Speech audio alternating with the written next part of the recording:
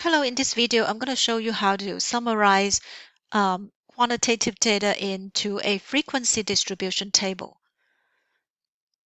So, of course, you need to determine how you want to summarize it, like what are the classes, what is the class limit, what is the lowest class limit, and what is the class width. So, if you're doing your homework, those will be given to you. But if you're summarizing your own data, you need to know how you would want to divide your data into classes.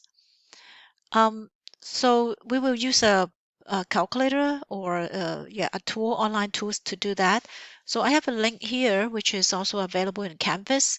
But if you want to Google it, it's called it's under social science. So no, social statistics, not and then it's called frequency distribution calculator, something like that. So if you Google this, then you will say frequency distribution calculator from social statistics. So this is the one. We only use this for this purpose. So what they want is they expect your data to be inputted in a row, no, in a column or in a list with commas. So you can enter your data like 22, 33, 42, 52, like that. If you want to enter it manually in a list, or if you have it in a tables, like I have this commute time here that I want to do. There's 30 data here. I want to summarize it. So I will copy it and then paste it here. Control V, I think. See, it can also do that. So either one is fine. So once you do that, you hit generate.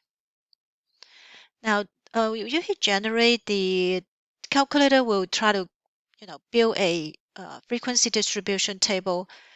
By default, they choose their own class width, they choose their own lowest class value.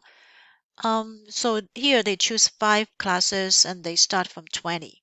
And we know that our number actually start from 22. Our lowest value start from 22. So if you want to change that, what you need to do is, so this is already a frequency distribution table with class and count and even percentage, relative frequency.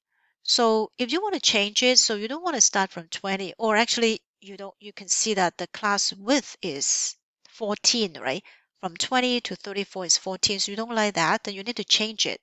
So what you can do is you will say, I want to change the class width. You will say, click yes here. In this calculator, they call the class width class range, but it's for us is the class width. So you want to say, I want each class to have only 10 data. So you say 10. And I want to keep the lowest class value, but the number of classes will be more. But I really don't know how many classes I have. So you can say, well, can you show me 9 classes? Because my class range is smaller, so I should have. After you enter this, don't hit generate, but hit added frequency table because you want to change the parameter and get a new one. You can see that you have another frequency distribution classes. This is what you want. You want it to be 20, 30, 40, like that, right? So each has 10 data and they count it here with the percentage, but there's 2 classes at the end that is too high. There's no data, so that means I don't need these 2. So that means you can change your classes to 7, right? And then do added frequency table again.